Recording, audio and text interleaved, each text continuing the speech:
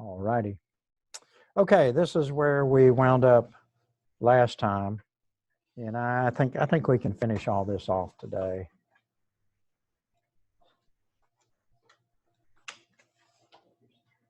Okay, so this is what the screen used to look like in the Bell and Gossett software, but they've changed it because this is a screenshot from ESP Plus tank selection, and you see we just went to the current what's on there now, so you don't get the pretty picture anymore, I guess, or I couldn't find how to get this pretty picture to come up anymore. But anyway, that doesn't really matter.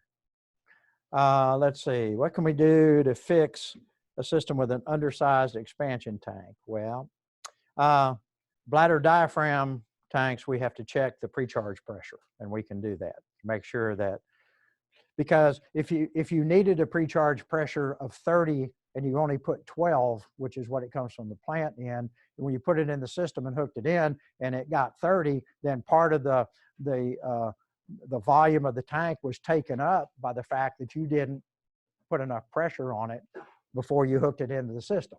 And so when you heat the system up, then you don't have enough expansion volume. The way that's going to work.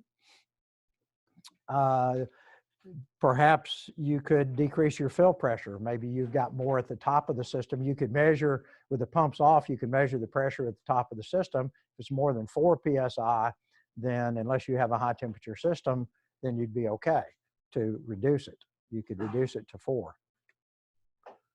Change out a relief valve. You know, maybe your relief valve is your max pressure set by the relief valve. Maybe it's on the boiler. Maybe it's set on 50. Call up the boiler company and say, hey, what's the max pressure? And they say, oh, well, that boiler go 100. Well, put a relief valve for 90 if that's the most sensitive to pressure in the system. And there you go. You may have solved your problem. Keep the relief valve from popping. You could move the tank higher in the system, get less pressure on it. You could add a second tank, or you could add a larger tank. So, or this is a bit of a commercial for J.M. Pleasance. You can call them. They'll be glad to help you. Will air cause a problem? Yeah, we know that air is going to cause problems. Okay. So this shows what they call an air binding, or a coil that's full of air. Now, it says the pump is on. How can you tell that the pump is on? By looking at that picture. That's right. Because this is the supply line. The fact that the pump is running elevated the pressure on this side relative to the return side. But there's no flow. So, you know, we don't have enough pressure. If we get enough pressure here, the water will force its way through and sweep the air out of the coil. And if we have enough velocity, that air will be pulled down and it won't come back up, and we can get it out of the system. So that's, or you could pop the vent and vent the air out of the coil. But it's nice if the pump itself, the operation of the system, will bring all of the air back to you. You don't have to go around and vent individual coils. We got a little example on that in a few minutes. This slide is talking about, see these little bubbles? First, you may not notice this, but these are supposed to be air bubbles in the system. So that will screw up your point of no pressure change, because all of this, if that's any significant volume, that acts as a compression tank out in the system. And so as a, you know, and then so what's going to happen is your point of no pressure change is going to move around depending upon how much air and where it is located out in the system. So that's another reason to get the air cleared out of the system. Okay. This is showing a VAV system. So we have inverters or variable frequency drives on the secondary pump. So there's a lot, and we're gonna spend a bunch of time on primary secondary, so I don't want to say too much about it now. But this is a primary secondary arrangement. So the primary pumps, the boilers, are the chillers. So these would be primary pumps down here. this would be a secondary loop, which has its own pumps that distribute flow out to the different radiators or coils on the system. So what he's showing here is that this guy is partially airbound. Now, if everything is working right, what happens is these valves open and close to provide just the right amount of heating, or in this case, cooling, to the spaces. And the pump maintains just the necessary pressure in order to distribute that flow through all of those coils. But if you get this thing airbound, what happens then is it's like making that coil smaller, because you only have flow through a portion of the coil. And so they can't get enough cooling. If they can't get enough cooling, what happens? The valve opens and we push more water through that coil, which then increases the amount of work the pump has to do to circulate the loop, and it costs you pump energy. So that's another reason to get the air out of the coils. Say, the note here is this will nullify energy saving estimates of variable volume pumping, and that's why. Because this is like having a smaller coil, so I got to try to force more flow through it to keep these guys comfortable, jacks up the pumps. Air control systems. Okay.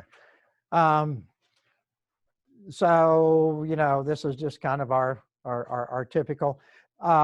This type of equipment is pretty common these days. But anyway, so we're just showing our boiler. What we want this at the point of high temperature and low pressure, right? High temperature coming out of the boiler, low pressure, suction of the pump. Perfect location. You know, we're a pressure reducing valve, sets the point at which we're going to bleed water into the system.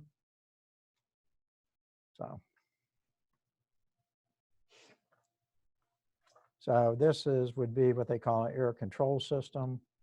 And then there's what they call air elimination systems. So this is kind of the old way with a compression tank. Newer designs are likely air elimination system. There's a note on this slide that says like 95% of systems designed are of this type. And this is the air separator, the roll air trough. And this is a high capacity vent. So instead of just trying to put it into a compression tank, this actually vents the air, actively vents the air from the system. And then we have a bladder tank down here. And this can set on the floor. So it's no longer that the compression tank has to be up above so that the air that's separated here rises by gravity up into the compression tank. But with a bladder tank, that's no longer necessary because we vent the air from the system. So this typically just sets on the floor, which is a whole lot easier for installation and that sort of thing. There's also a comment where you connect from here to here. You don't want to come out of the bottom because you get dirt and debris falls down here, and you don't want to connect it to the top because that's where the air is wanting to go to. We're wanting to vent the air out, so you want to put it down here coming out the side like that. That's what he's saying there. Avoid 6 o'clock and 12 o'clock positions, top or bottom. And pipe air vent to discharge. Yeah, because you'll get some water come out of the top of that thing a little bit too. They're commercial for a high capacity air vent. And then there's our two types of pressurized tanks, bladder, diaphragm. Remember, the bladders can be replaced, the diaphragms can't. They come pre-charged 12 pounds on the outside in this red area, and that's what has to be adjusted on site. The design engineer has to put that pre-charge pressure on his plans. That's part of the design, and that's his responsibility. What are we doing here? Pre-charging. Oh, okay. I think we got a little example here. Yeah, okay. So let's say we've got 30 psi on the set on the pressure reducing valve. What should be the charge pressure, the pre-charge pressure in the tank in that scenario? Boy, that's a nice little multiple choice question waiting to happen.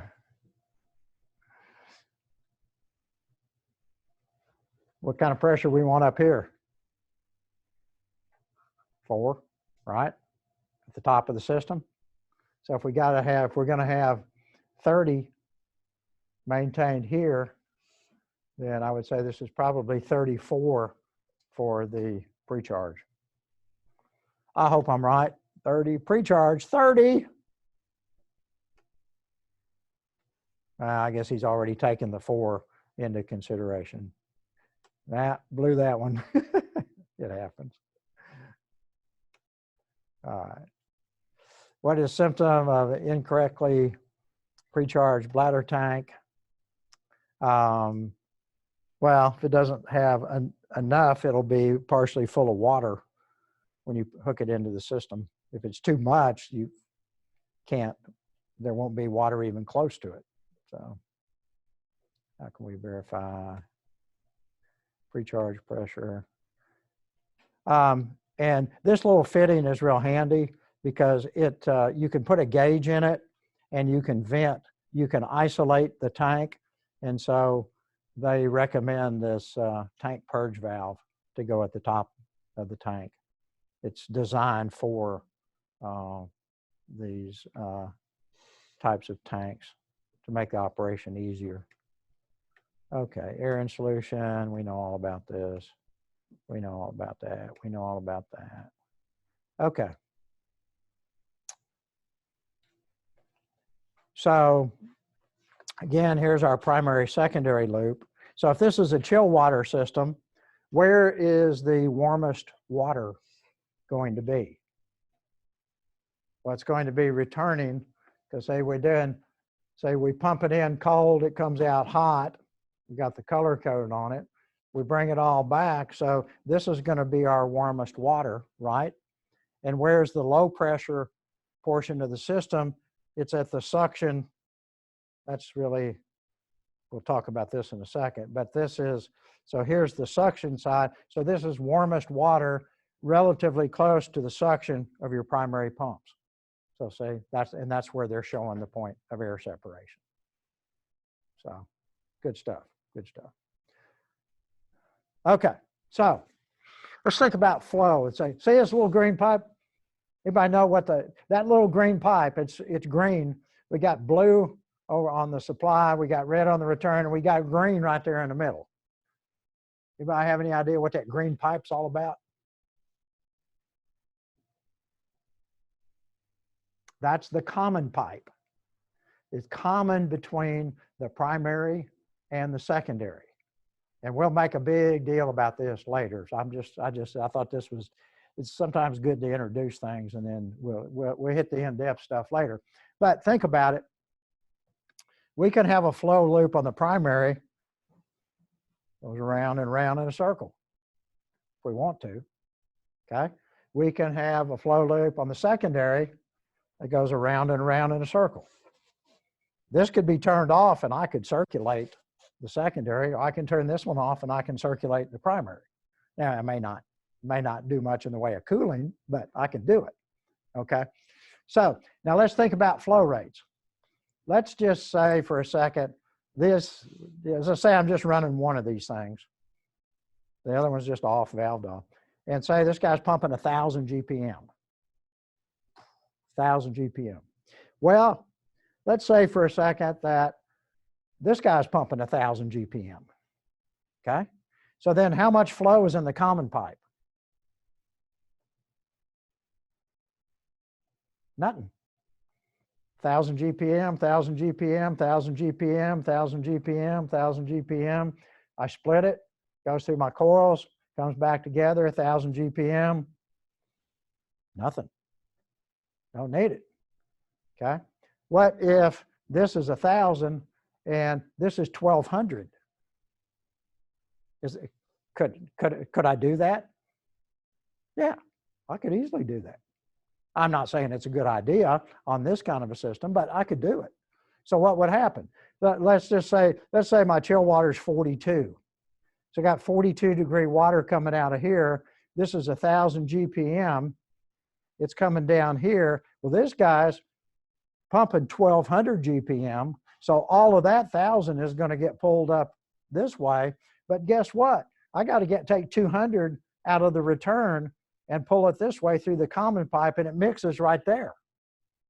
So all of a sudden I take my 42-degree water, and maybe my return is 54, and so I mix some warm water with it. Don't usually want to do that sort of thing on chill water, but for hot water, I want to do it all the time.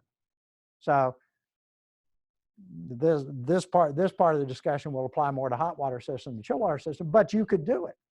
Maybe this was a glycol loop, and maybe this was 32 degrees and you've got a freezer, or maybe it's 20 degrees and you've got a freezer someplace, but you want to do your space conditioning with that same chiller. Well, you can't be putting 20-degree glycol through an air conditioning coil. That's going to frost up, and what air you get out is going to freeze somebody, and that dog won't hunt, as we say. Okay, so you could have an arrangement like this where I put 20-degree water here, glycol in here, and I mix it with some warm glycol coming back here. I blend it to 42 degrees, and then I pump that out to the system. I could do that all day long. See, so there's lots of applications for this. Okay, on the other side, what if this is 1,000 and what if this is 800? So what's that going to do? Well, if I got 1,000 coming here, this guy pulls 800, guess what? I got 200 left. It's going to go down here. It's going to mix with that return at this T. And so I'm going to get colder water back into my chiller. I may have trouble loading my chiller if I put too cold of water back into it. That's called the low entering water chiller dilemma problem. I don't know, it's got some official name. Okay. So anyway, we've got all of these potential flow applications, and that's really where the power of primary secondary pumping comes in. And like I said, we'll do a big module on this, but anyway. Let's see. So we've kind of been through all of this. Pop, pop, fizz, fizz. Oh, this is just another little interesting snippet. I guess in 1843, the Thames tunnel was finished. The world's first tunnel under a navigable river.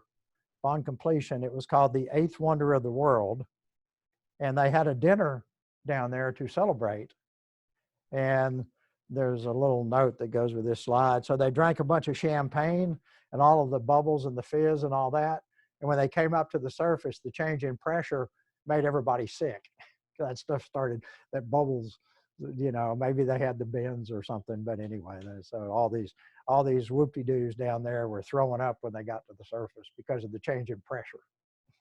So anyway, okay, almost done. This is pretty good. Okay, what's a circuit setter? Which side of the coil should we install circuit setters on? Okay, well, the circuit setter is this little valve right here with a handle on it. So this lets you balance a circuit, a flow. And if we go back to our primary secondary picture, say, if you look at this, look at, well, okay, earlier we introduced direct and reverse return systems, okay? Is this a direct or a reverse return system?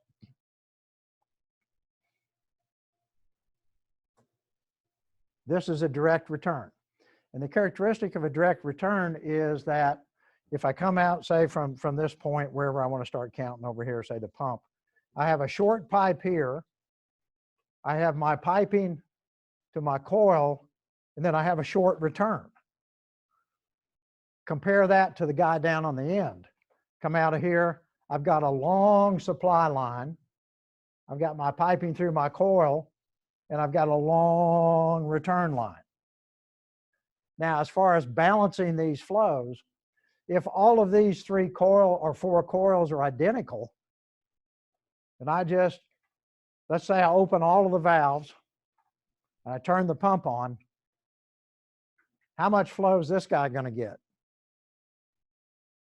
A boatload. How much flow is this guy going to get? Not much. Even though the coil's the same, look at the pipe length difference. Okay? So if I design a system like this, I have to put in these balancing valves because I have to equalize the pressure drop on each loop. So let's just say, let's count from say here to here. So the pressure drop from here, up through here, up through here, down through there, say back to here, has to be the same as the pressure drop all the way down here, up through the coil, down through the return, all the way back through here, back to there. Now, how can I do that? Because obviously the pipe length is vastly different. Well, I put in a circuit setter and I crank in. So if I'm going to do this with this direct return, in order to get my flow distributed where it has to go, I have to add a bunch of resistance to this loop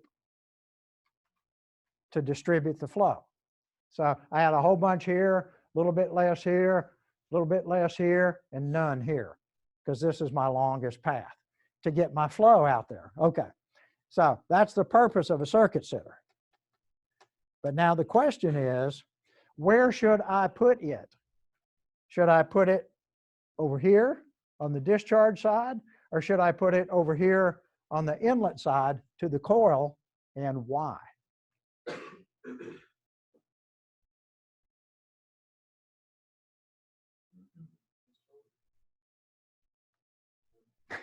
Jared, you got your mouth open, but there ain't anything coming out. Why? Because of what Hunter said.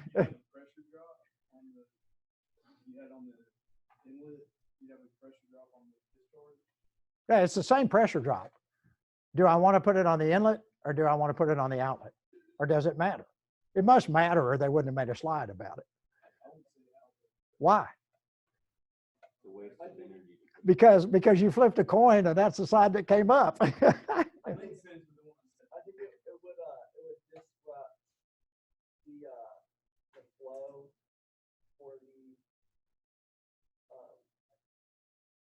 if we put it before, it'll disrupt the flow through that section. Not really.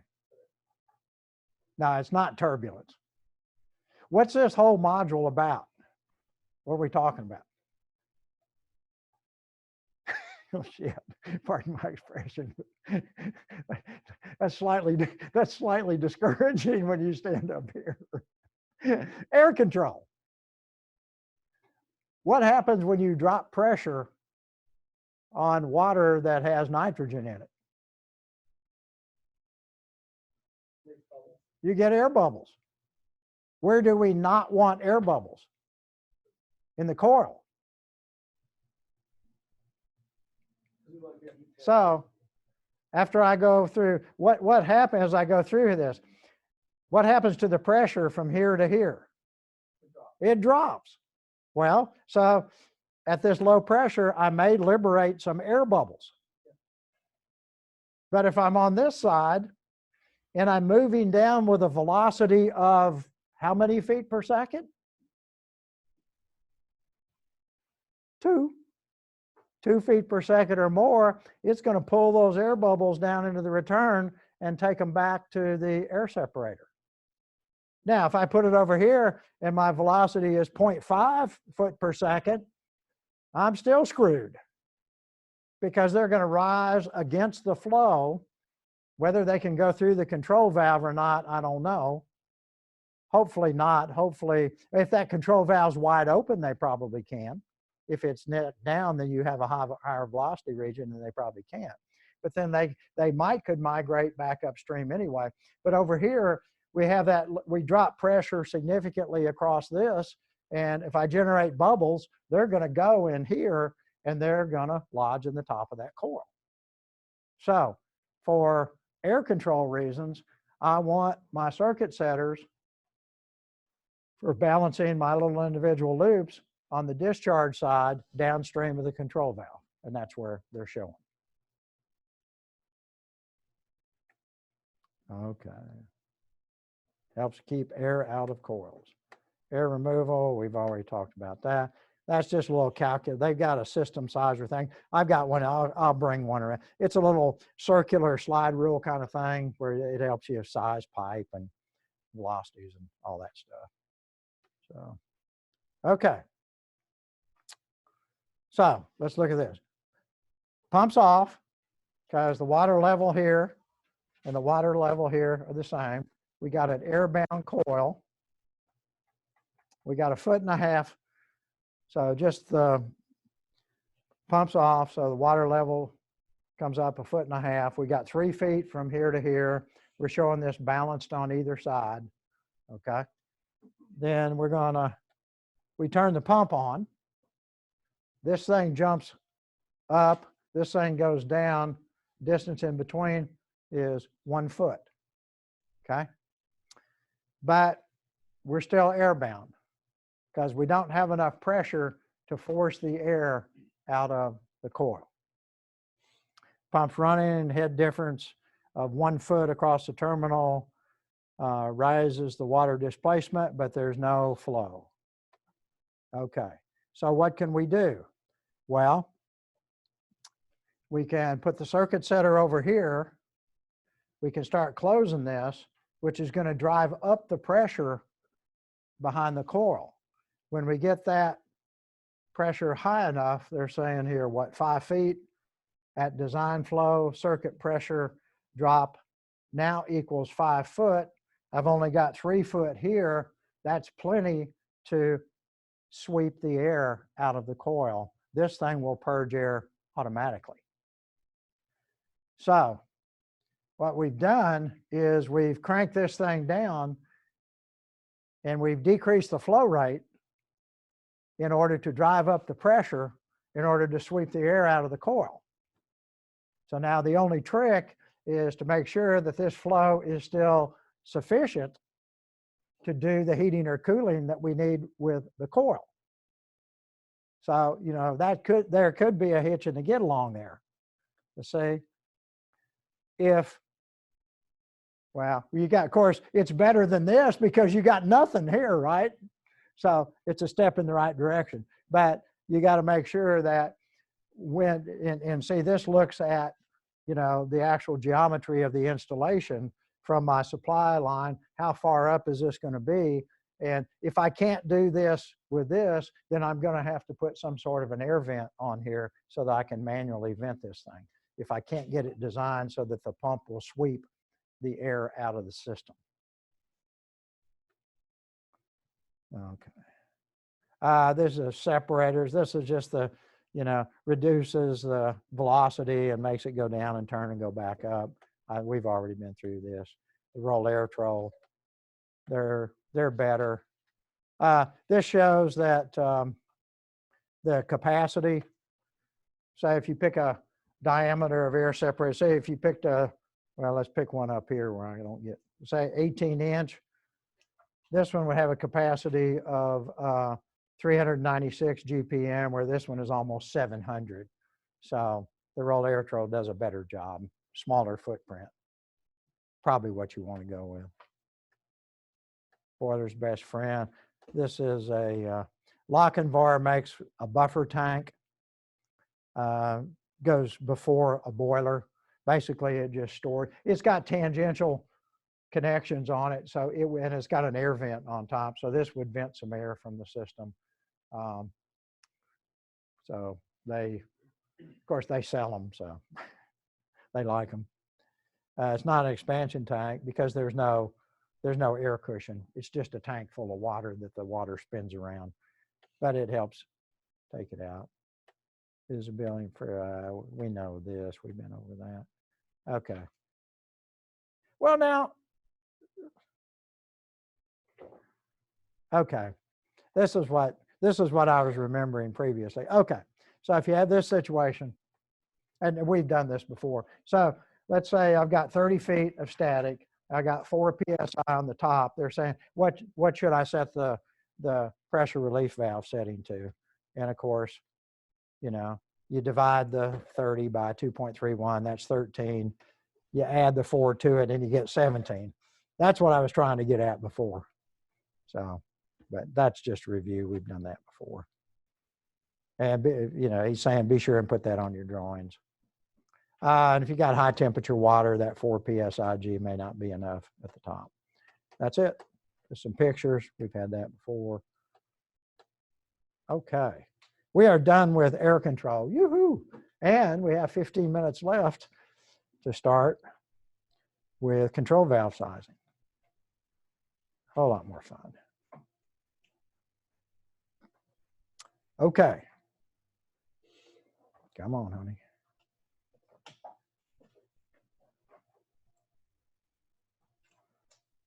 All right. Okay, so control valves, basics. Well, we got to be able to adjust the amount of heat or cooling delivered to a space to keep it comfortable. In general, these days, we seal buildings from the outside, except for the ventilation air. Most buildings don't have operable windows these days. And architects love glass. I've made that comment before. They build a building, they're building a monument to themselves. And they've got all these large glass areas, and the loads just go through the roof. Heating load, cooling load, the hot and cold outside. And so the control system has to be able to, you know, modulate capacity to maintain comfort in those regions. So it makes it, they make it harder than it really should be, but anyway. We can control capacities from the air side, which means we could adjust the fan, how much air we blow across the coil, or we can blow a relatively constant airflow and adjust the water flow rate, or we could adjust both, okay? The way it turns out, and this may be changing with newer technologies, but in general, it's cheaper to control the water flow than it is the airflow. It's not probably as good, but cheap is important. Cheap matters.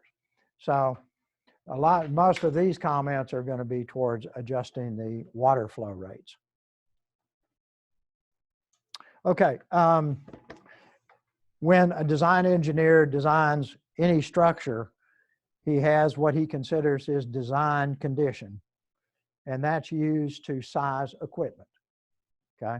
When you run the carrier program, you pick Nashville, you pick Phoenix, Arizona, and with that comes a design weather file. You can modify that. You can get in, I mean, but the standard design conditions for these locations are in that file. Nashville, it's 94 degrees. It gets a lot hotter than 94 degrees in Nashville. But for equipment selection, that is what is typically recommended. Now, I have designed systems in the past where I would run Memphis weather for Cookville. Why? Because it's hotter. And I would get a little bit larger system. And when you've been in this business a while and you've had these phone calls where when it gets hot outside and somebody's chewing your rear, my building's warm. Well, it's 101 degrees outside, you know, that's beyond the design condition. I don't care. My building's warm. What are you going to do about it? I just said it's beyond the design condition. I don't know what that means. It's hot over here. Get your butt over here and fix this. There ain't anything wrong with it, you know?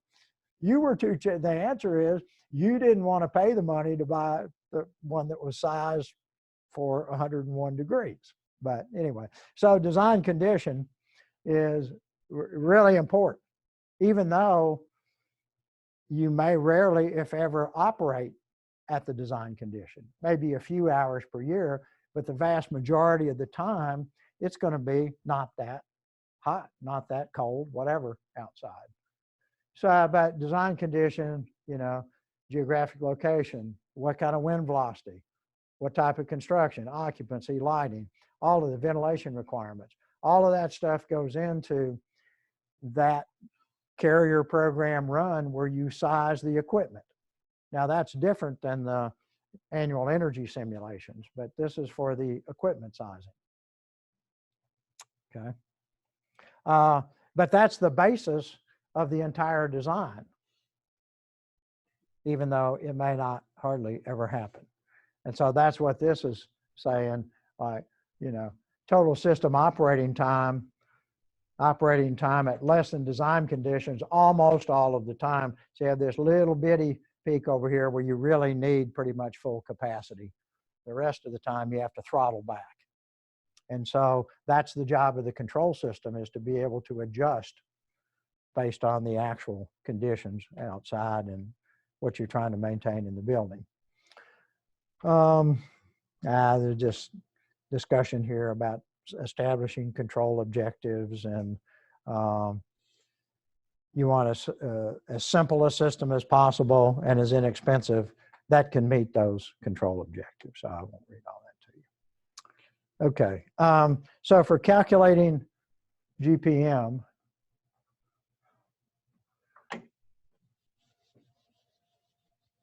you know, we've already had the equation, what, Q is equal to 500 GPM delta T. Now this is for standard water. Okay. On this one, it's just been turned around, and he's saying GPM is equal to Q, which for US units is BTUs per hour, and that's Q. Oh, I didn't bring my markers today.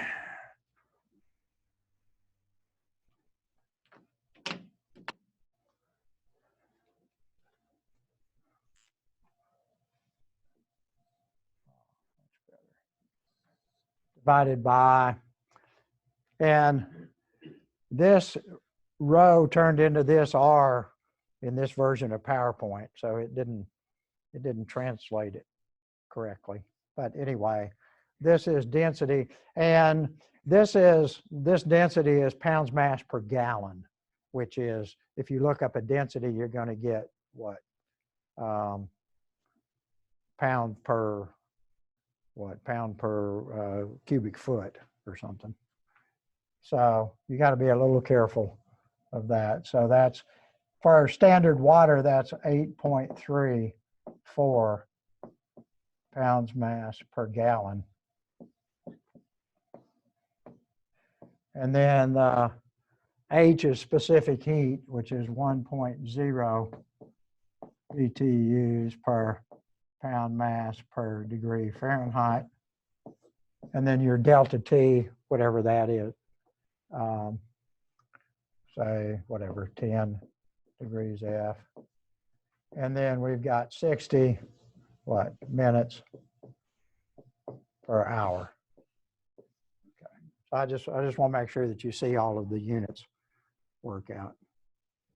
So I think that should probably work it out. BTUs, degrees, hours,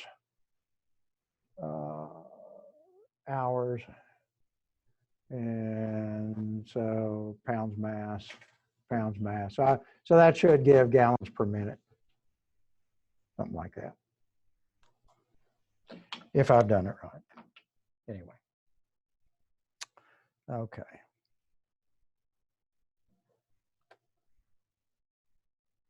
All right, so moving along, we talked about this a minute ago. This is the direct return, and so we're going to talk about, I guess, expand that discussion or have it again. But if all of these, say we had 7 coils, if these are all identical coils, and you see as these systems get longer and longer, what a balancing problem it is if you compare circuit 1 with circuit 7, my gosh, this is forever down here through that circuit and back. So, you know, that's going to be very, very difficult. What happens is if this gets bad enough, you can't close this valve, this balancing valve, enough without getting noise. You'll get damage to the valve. You get all kinds of bad issues. And so, you know, you can only do so much of this.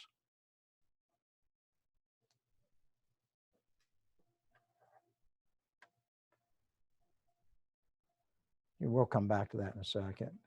And this is the alternative. This is the reverse return. That's a couple slides over. So what you do is when you come out of this first one, instead of just coming right back on a short path, you run a return pipe all the way down to the end that collects the flows, and then you bring all of that flow all of the way back. And so now if you start adding up path length, you know, for example, this guy has got a really short supply path, but it's got a really, really long return path. Okay. The guy in the middle, he's got, you know, a moderately long supply and a moderately long return. And the guy on the end has a long supply and a short return. And so that tends to balance the system. Now, the reservation here is that these coils all have about the same pressure drop. Now, you know, this all looks nice and symmetrical. This could be an auditorium. This could be an office. This could be a classroom. And so if the coils have vastly different pressure drops, then that can screw up this logic, because this guy might have a 15-foot drop. This guy might have a 50-foot drop. I mean, hopefully not. But so if all of the pressure drops on the coils are roughly the same, then this strategy works out pretty well. You turn this thing on, you have minimal, you have to still do some balancing, but you have minimal balancing in order to get the proper flows through the proper coils. Let's go back here. Okay, this is sizing for pipe sizing based on flow rate. And so over here on the vertical axis, you get head loss in feet of loss per 100 feet of pipe. And so in a big building, you might have thousands of feet of pipe. And so this would tell you, you know, for as much pipe, whatever the flow is, whatever the pipe size, that would tell you maybe I've got 4 feet per 100, but I've got 1,000 feet, so I'm going to have 40 feet of loss divided by 2.31. That's the delta P. That may be unacceptable, you know. So that's what shows you. If I put in a larger pipe for that flow rate, then I'll have less loss. And these are lines of constant velocity. And so this is important to us, this too, because this is that velocity we need to bring the air back to the air separator. So we do not, in general, want to be selecting at less than 2 feet per second. On the other side of things, you know, we don't want to be selecting way up at the top of this, because that's energy the pump has to supply. Okay, we'll go ahead and stop there and come back and finish up this next time.